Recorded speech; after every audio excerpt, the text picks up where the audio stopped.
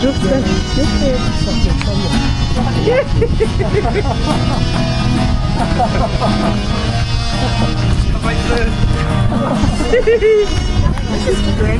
is Guinevere getting rather warm. Come through. Come right up. Oh, back a day. Oh, woe is me.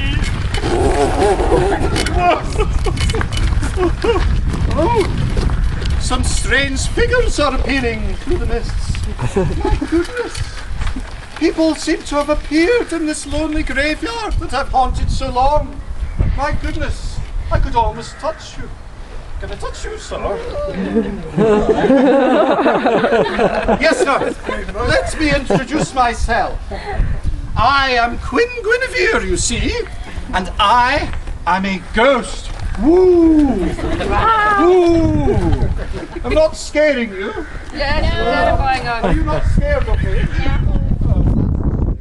Mind you, is that your father? Yes. I bet I could give him a fright. No. I bet I could. Anyway, I've got a story to tell you. You see, I am over 1,000 years old. And who said I look it too?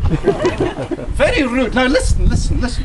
You must listen to my tale of tears and woe. Oh. I said I will tell you a story of tears and woe. Whoa. That's better. Now you see, I wasn't always Queen Guinevere. At one time, I was just an ordinary maiden who lived in the area of Alyth. And I used to come up here every springtime amongst the graves on the hill and play with my dollies. But then, as I grew and as I blossomed into a beautiful young lady, then I used to come up and read romantic manuscripts on my own amongst the graves. I was very goth, you see.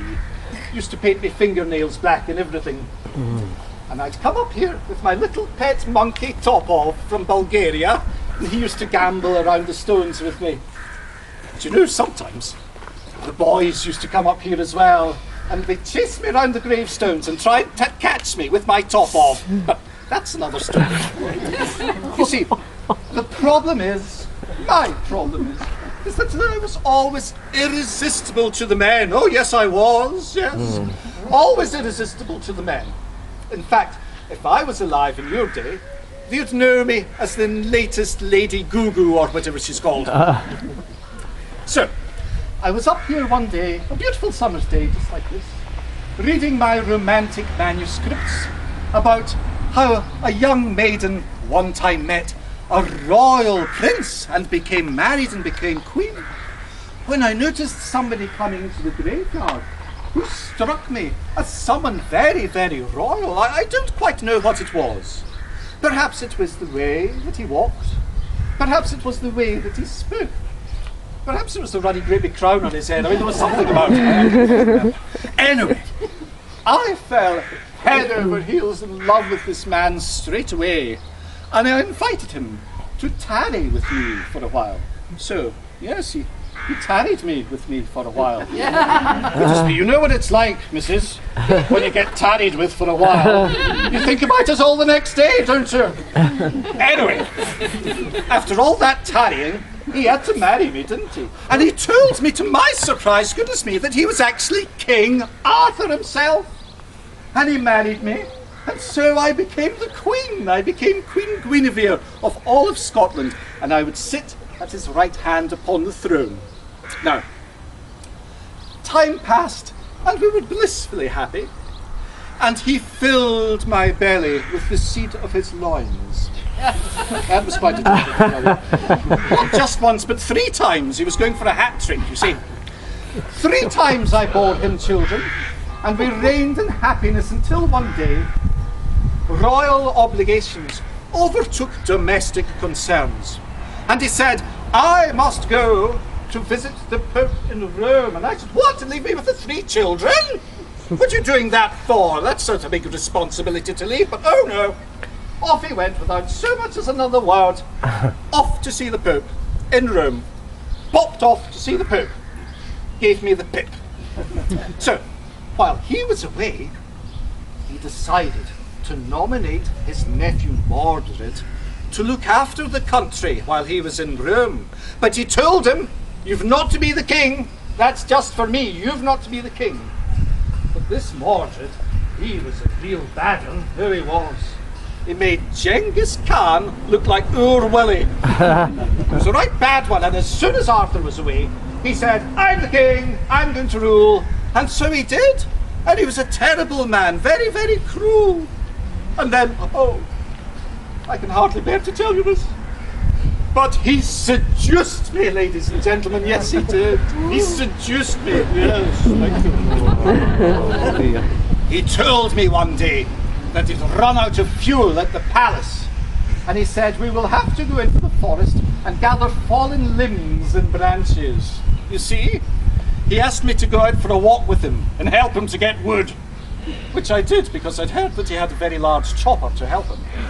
But anyway, to move on, he took me out into the forest and he seduced me. Oh, and then he made me his queen. And however much I wanted Arthur to return, at the same time I knew that I had transgressed the rules of Celtic royalty, and I would be his sworn enemy as a result. For there was an ancient poem written to tell us all how to behave as proper queens. It went like this: if your fellow goes to Rome and leaves you all alone, don't have a fling with the nephew of the king. That's all. Very easy. So, one day the dread thing happened and Arthur returned. And he was furious. Honestly, he was so fizzing crazy mad he was. Not seen him so angry since that time the boars broke into his back garden and ate all his vegetables. Anyway, he was absolutely furious. And he said, "We'll have a duel. I'll duel with you later," he said to me. "But now I'm going to have a duel with Mordred." And they attacked each other with great big axes until their arms became tired. And then they had a duel with great big swords, and each one was giving as well as the other one did, until finally Arthur had him down on his back with his weapon pointing right in his face. Which was a situation he's had me in a few times as well, I can tell you that much. Anyway, Mordred said, "Before you kill me, Arthur, let me say what a great job you've done. Let me shake your hand." Now Arthur, silly man, he was always so chivalrous, and he bent over to comply, but as he did so, Mordred stabbed him in the heart. Oh, and King Arthur started to die through loss of blood. It was a mortal wound. Of course, he cut off Mordred's head before he died himself. Hooray! Hooray! But then, poor man, he was escorted to his deathbed by his loyal knights and laid there. I went to visit him, of course, to see if there's anything I could do for him. Maybe plump up his pillow, but he didn't want that. I asked him if he wanted a glass of water, but no, he didn't want that. And then, seeing that the end was coming, I asked him if he wanted me to sequestrate his assets. But he wasn't in the mood for that either. The poor fellow died. Now, once he was dead, his fair ends, who were the Knights of the Round Table, or maybe they were Knights of the British Legion, I can't quite remember. Anyway, the Knights of the something, they said, "You've really done it now, Guinevere. You're going to the dogs." And I said, "Well, that's a bit rude, just because I put some weight on over the hips with 3 children. And they said, no, not like that. We're actually going to throw you to the dogs." And they grabbed me and they threw me into the dungeon, first of all, up on Barry Hill. And then they brought me to this place, where they dug a big pit and filled it with wild dogs. Oh, these were really angry dogs. They really were. Do you know what? They were barking mad. Do you know what my problem is? I've always been scared of dogs, yes I have. Just the sight of them gives me the collywobbles. They told them that I was a postman, you see, before they threw me in. And they had all these strange dogs that they'd bred from different places. so that they had strange hybrid dogs, much more dangerous than your usual ones. There was one there that a magician had created from a Labrador. It was called a Labracadabrador. And they had another one, which was made from a spaniel, a poodle, and a cockerel. It was called a cocker-poodle-doo. And another one that had, it was ghastly to see it like this, but it had no nose. I don't have to tell you how he smelled. Absolutely terrible. Anyway, these dogs attacked me and they tore me to pieces. I felt like a tin of Win-a-Lot, so I did.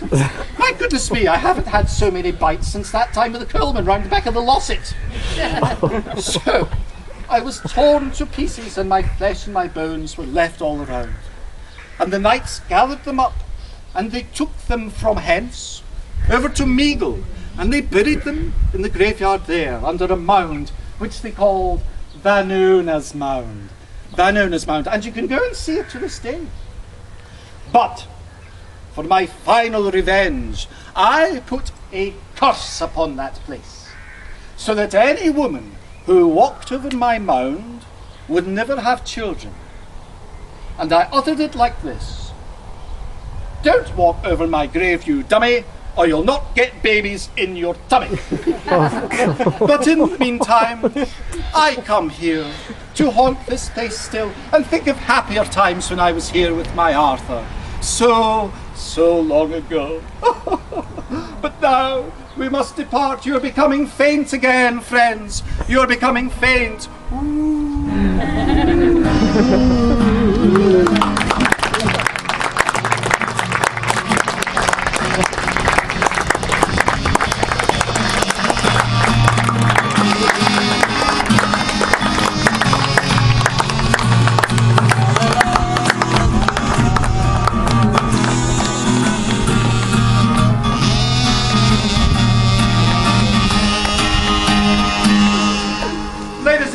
Mr. Jonathan Mitchell, Mr. Mark Paterson, and myself, Queen Guinevere.